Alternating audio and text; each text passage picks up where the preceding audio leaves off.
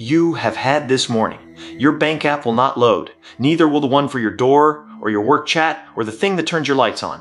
And your internet is fine. Everybody around you is having the same morning. On different apps from different companies, in different industries that have nothing whatsoever to do with each other. Except that they do. They all live in the same place. And that place is a stretch of northern Virginia, about 30 miles outside Washington. It is called us-east-1. It went into service in 2006. It was the first region Amazon ever built, and it is still, by some way, the biggest. It has now taken large parts of the public internet down at least 5 separate times for 5 completely different reasons over 14 years. In the next half hour, what that region actually is, the 5 times it failed, and exactly how, the shape all 5 share, and why almost nobody leaves.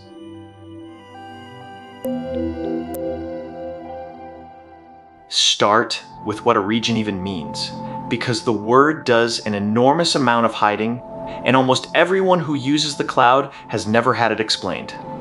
A cloud region is a cluster of data centers close enough together to talk at very low latency and far enough apart that one flood or one power failure should not take all of them.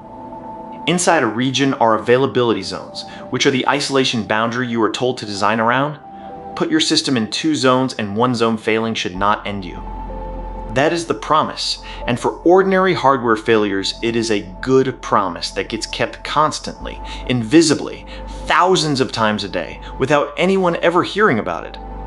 Us-east-1 is the oldest of these. Northern Virginia, 2006, the region everything else was built after, and, in many cases, built on top of. Being first sounds like a piece of trivia. It is the single most important fact in this episode, and very nearly everything that follows is a downstream consequence of it.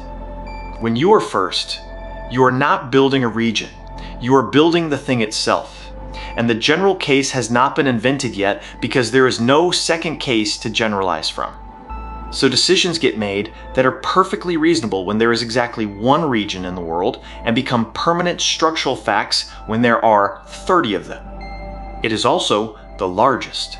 Most capacity, most services released there first, most customers, and most of the internal Amazon systems that other regions quietly depend on.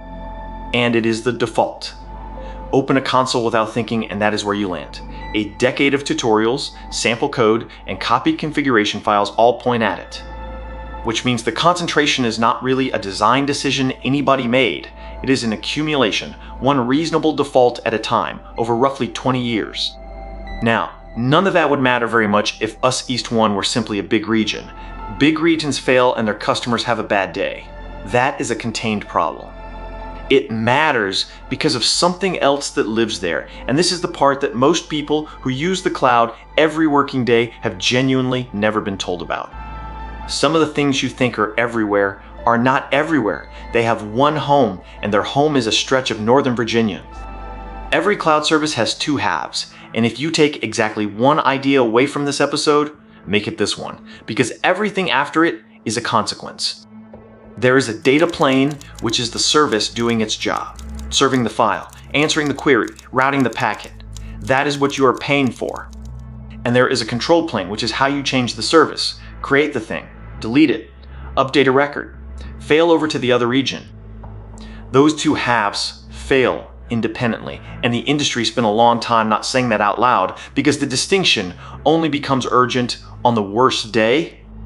Here is the geography. Several of Amazon's global services run their data plane everywhere on Earth, and their control plane in exactly one region.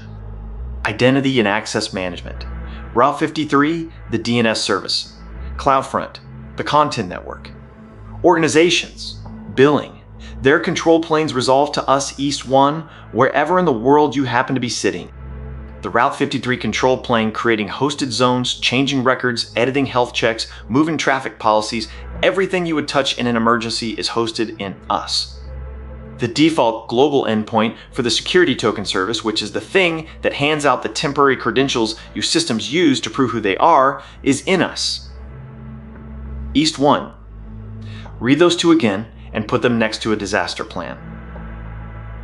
Your plan for us East-1 failing almost certainly involves changing DNS to point somewhere else. The service you use to change DNS has its control plane sitting inside the region that is on fire. That is the whole problem, in one sentence. That is not a bug, and Amazon does not hide it. It is documented publicly in the guidance about reducing control plane dependencies, and the guidance is clear about what it means. It tells you to keep us East-1 enabled even if nothing you run is there. Not as a preference, as a requirement of the architecture. So a company that has never deliberately put a single server in Virginia and could not point to the place on a map can still be cut off from its own escape hatch by an event in Virginia. Hold that thought, because it explains something that is otherwise completely baffling about the incidents we are about to walk through one at a time. 21st of April, 2011. The first big one, the one that taught a whole industry what a cascade looks like from the inside. Amazon's Elastic Block Store is virtual disks for virtual machines. Every volume is mirrored, so if one copy is lost, the other keeps serving and a new mirror is built quietly in the background. That is a good design. It is also, and this is the whole lesson, a design whose recovery behavior is much more expensive than its normal behavior. During a network change in one availability zone, traffic that belonged on the high-capacity network was shifted onto a network that could not carry it. A large number of volumes lost contact with their mirrors at the same moment, and every one of them did exactly what it was designed to do. They all tried to re-mirror at the same instant into a cluster that was already short of free space, because free space is expensive to leave lying around. The industry now calls this a remirroring storm, and the shape of it is the important part. The recovery mechanism became the load. Free capacity ran out. Volumes that could not find space got stuck. Stuck volumes hung the instances attached to them, and the request to create new volumes piled up behind them. The event began on the 21st, and the last stragglers were not fully clear until the 24th. Days, not hours, and for some customers, the data came back slowly. Sites people used every day went dark, and this was the moment a general audience first learned that several unrelated companies could die at the same second. The lesson everyone took away was, use more availability zones, which was correct, and also not enough, and the next 14 years are largely about why it was not enough. Because zones protect you from a zone failing. They do nothing at all if the thing that fails is shared across zones by design. And a great many things are shared across zones by design. That is precisely what makes a set of buildings a region rather than three unrelated data centers in the same state. Keep that in your pocket. Every incident from here is an argument about what is actually shared, and every time the answer surprises the people who built it. 28th of February, 2017. This is the famous one, and the version you have heard is missing the part that matters. The S3 team was debugging something completely unglamorous. The billing system was running slower than expected. Not an outage, not an emergency, a performance investigation on a Tuesday morning. At 37 minutes past 9 in the morning, Pacific time, an authorized team member ran a command from an established playbook to take a small number of servers out of service. One of the inputs to that command was entered incorrectly, and a very much larger set of servers was removed from service than the operator had intended to remove. I want to be precise about that sentence because it is Amazon's own wording and it is careful. Somebody typed a value. The system accepted it without question. No person in this story is the story. Here is what those extra servers were carrying. One group ran the index subsystem, which holds the metadata and the location of every single object in the region. Every object. Where it is, what it is, whether it exists. Remove enough of that and S3 does not slow down. It stops being able to answer. The other group ran the placement subsystem, which decides where new data goes. So you could not read, and you also could not write. Both subsystems required a full restart before S3 could answer anything again. And here is the detail that turns a typed value into a 4-hour outage. Those subsystems had not been fully restarted for years. S3 had grown enormously in that time, and nobody had measured how long a cold start now took. It took much longer than expected. Safety checks that verify integrity as the metadata comes back had to run over a vastly larger data set than the last time anyone had watched them run. Impact ran from about 20 to 10 in the morning until about 12:30 Pacific time, somewhere near 3 hours for S3, longer for things downstream. And downstream was enormous, because by 2017 an extraordinary number of applications had come to use S3 as though it were a local disk that could not possibly fail. Outside estimates put the cost to affected companies at somewhere around $150 million. That is an estimate from third parties, not a figure anyone filed. The genuinely uncomfortable detail is a smaller one. The dashboard that tells customers whether AWS is up could not be updated because it depended on S3 to serve its own icons. So, the system that reports failure was taken out by the failure it was reporting on. Hold on to that, because it is going to happen twice more. 25th of November, 2020. American Thanksgiving week, and this one has the most instructive root cause of the 5 by some distance. Kinesis is a service for streaming data. Events go in one end and come out the other in order. It is boring. It is critical, and enormous amounts of other AWS machinery run on it. Between about 2:45 and 4:15 in the morning, Pacific time, a small amount of capacity was added to the Kinesis front-end fleet. A routine change. Here is the mechanism. Every front-end server in that fleet maintains threads to every other front-end server so that they can all agree on who is handling what. Every other server. That means the number of threads each machine has to hold grows with the size of the fleet, not with the amount of traffic. The new capacity pushed the total number of threads each server had to hold past a limit set by the operating system underneath it.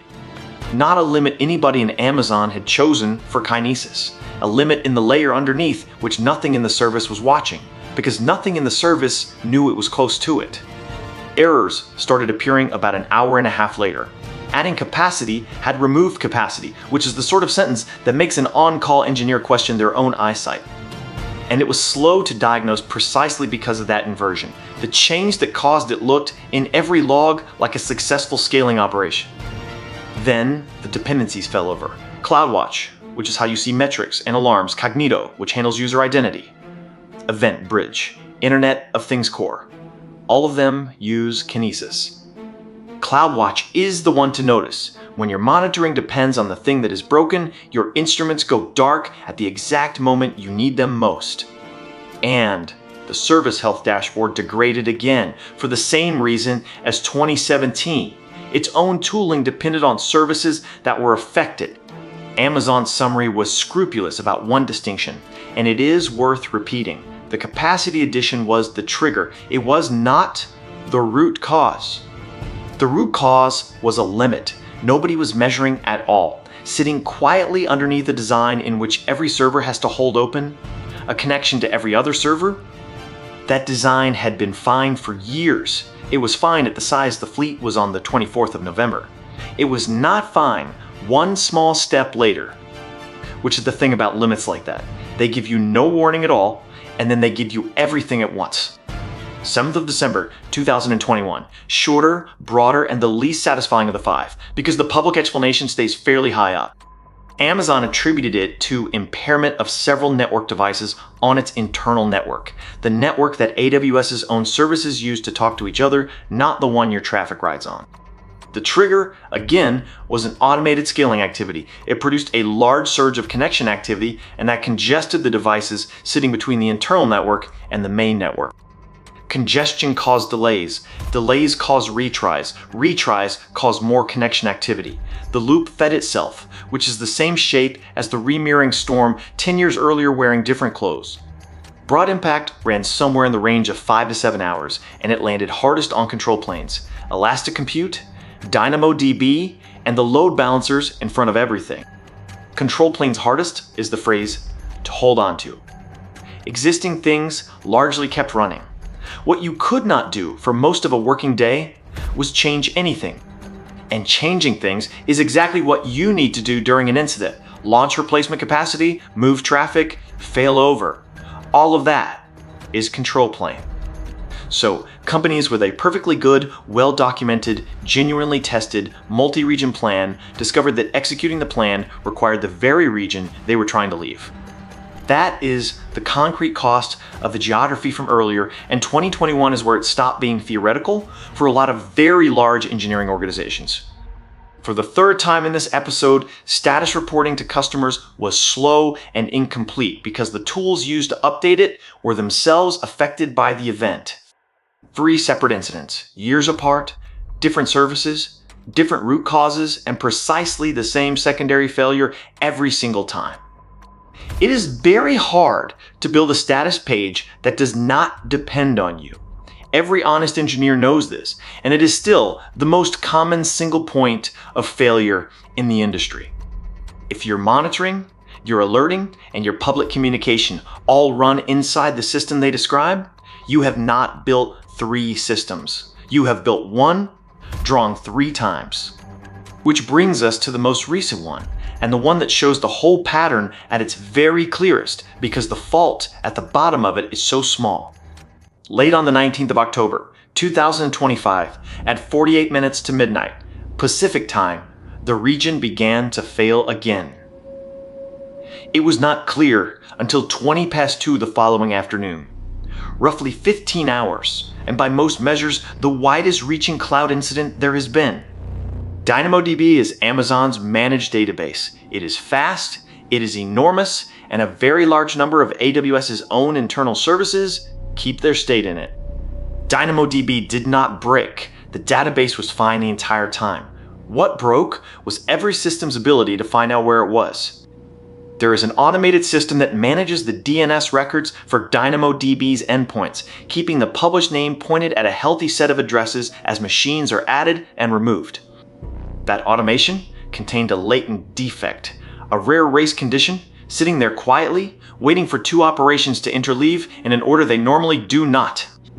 On that night they did, and the result was an empty DNS record. The regional endpoint name for DynamoDB resolved to nothing at all. Not to a broken server, not to a slow server, to no server. As far as the network was concerned, the address simply did not exist. And that is a much worse failure than a crash, because a crash produces an error you can catch and route around. A name that resolves to nothing produces silence. Then the dependency graph did what dependency graphs always do. Internal AWS services that keep their state in DynamoDB could not reach it and began failing in turn. Amazon's summary describes 3 distinct periods of impact. First DynamoDB itself, then network load balancers, then the ability to launch new EC2 instances. Look at that third one. During the longest cloud outage on record, the specific capability that failed was the capability to create new servers, which is the one thing every automated recovery system on the entire platform tries to do the moment it detects that something has gone wrong. Well over 100 services were affected, and consumer platforms that millions of people use went down with them. Ordinary people who have never heard the word DynamoDB had the morning we opened with. And the root cause was a race condition. Not a hack, not a flood, not a fire, not a cut cable.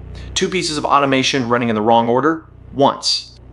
In software that had presumably run correctly hundreds of thousands of times before that particular night.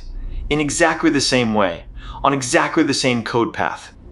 5 incidents, 14 years, 5 completely different technical causes. Now put them next to each other because the pattern is unmistakable and nobody points at it.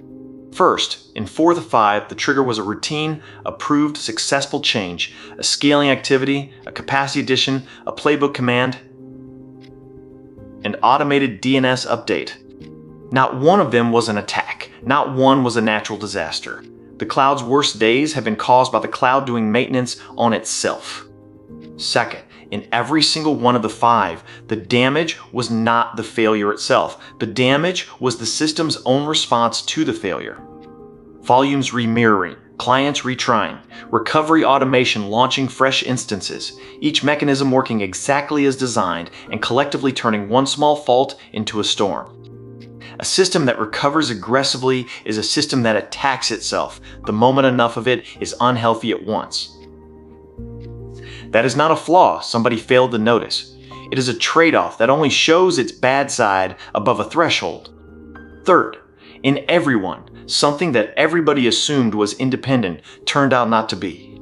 An operating system limit, a metadata subsystem, a DNS record, a network device.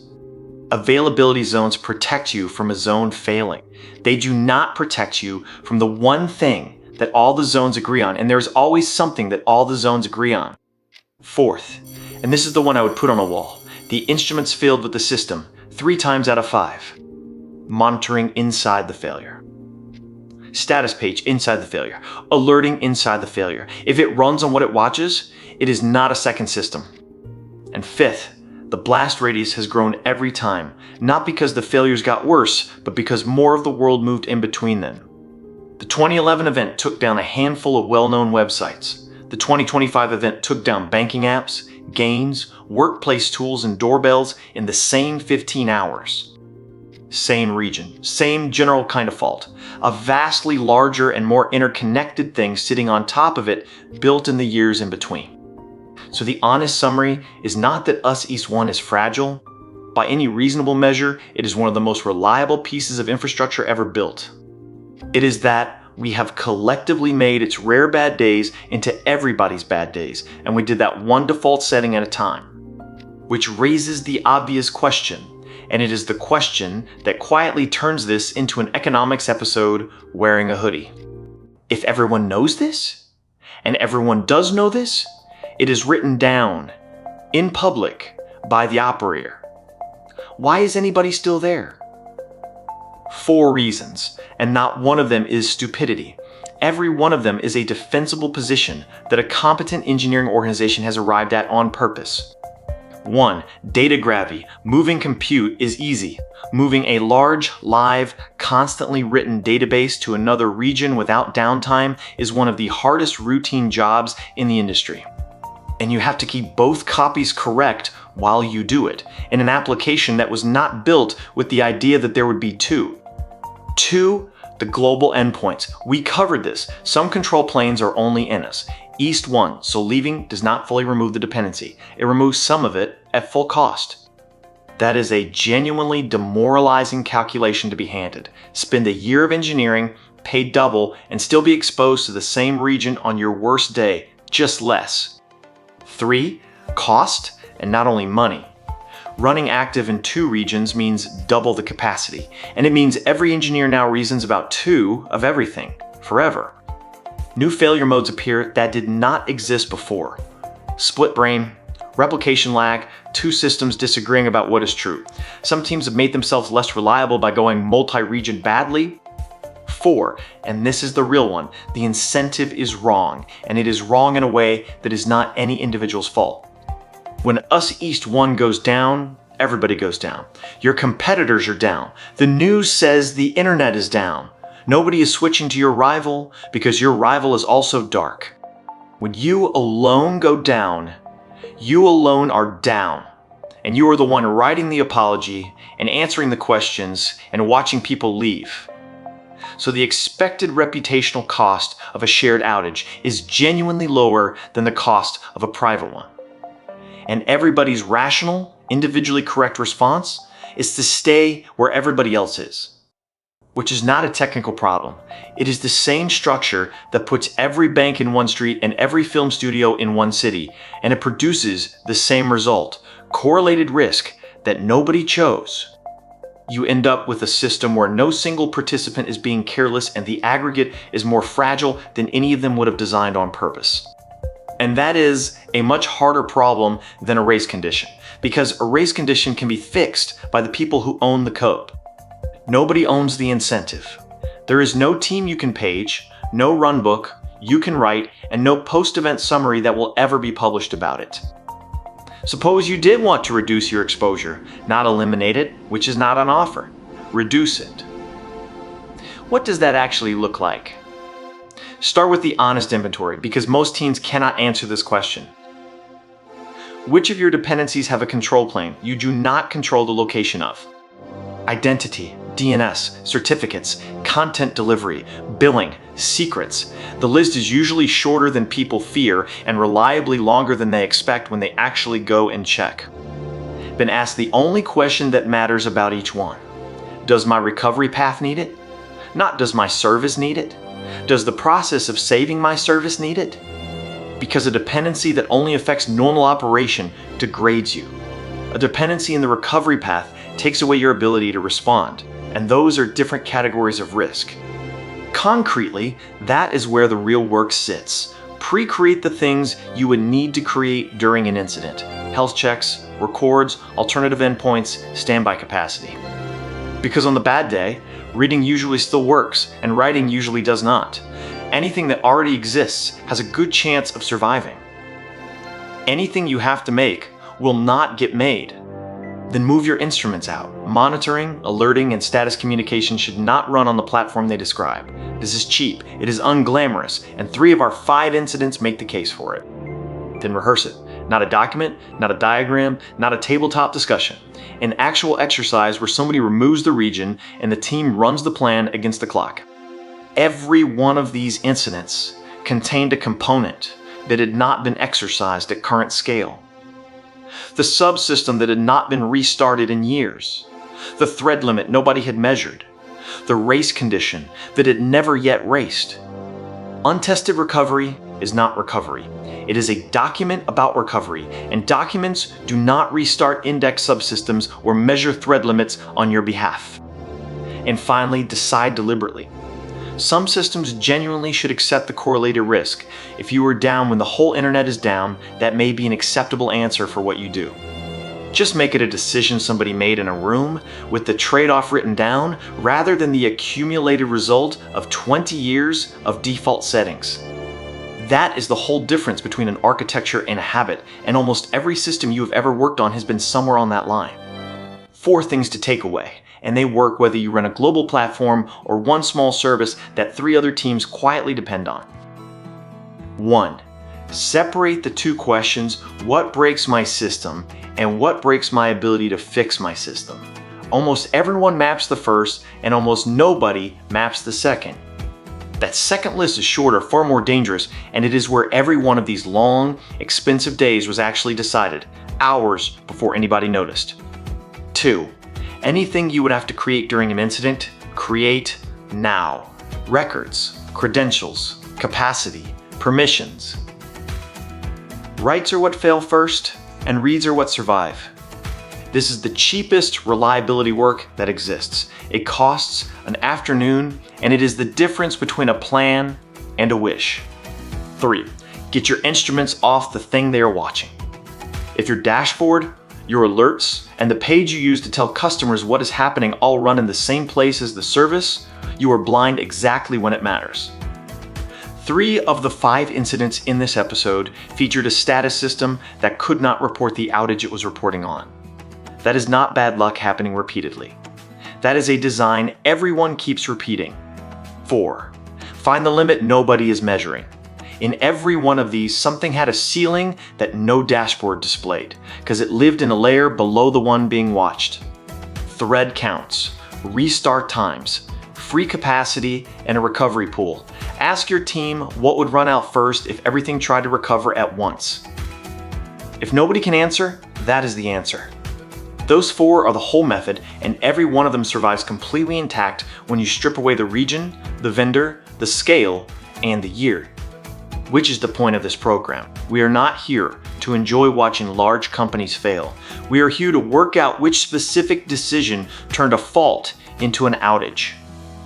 And in every case in this episode, it was not the fault. The faults were small, a typed value, a thread limit, a rare interleaving. It was the amount of the world that had quietly agreed to depend on the same thing, without anybody ever holding the meeting where that was decided. Next Friday, and when everything went down, we go smaller and much faster. In June 2021, a very large part of the web went dark almost simultaneously. Not Amazon this time. Fastly, a content delivery network sitting in front of a great many well-known sites, and the outage was traced to its cause in 49 seconds. 49 seconds. One customer changed a setting, and that setting triggered a bug that had been shipped in a software update weeks earlier and had been sitting there harmless ever since. A latent defect, waiting for a valid configuration to wake it up. If that sounds familiar after tonight, it should. That is next week. If this was useful, follow the channel so the next one finds you, and tell me in the comments which of the 4 your team is actually missing. I'm Niels. Thanks for staying to the end.